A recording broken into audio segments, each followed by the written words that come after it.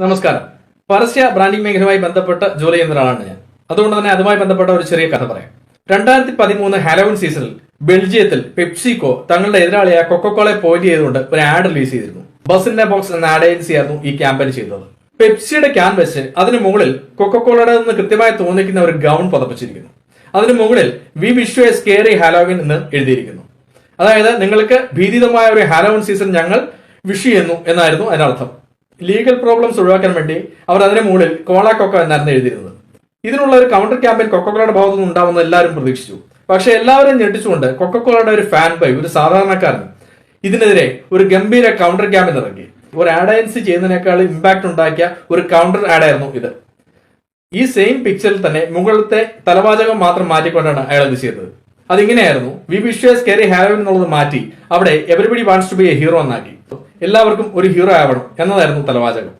കൊക്കോള ഇതിനെ ഓൺ ചെയ്തിട്ടില്ലെങ്കിലും ലോകമെമ്പാടും ഒരു കൗണ്ടർ ക്യാമ്പയിൻ നിലയിൽ ഇത് ചർച്ച ചെയ്യപ്പെട്ടു.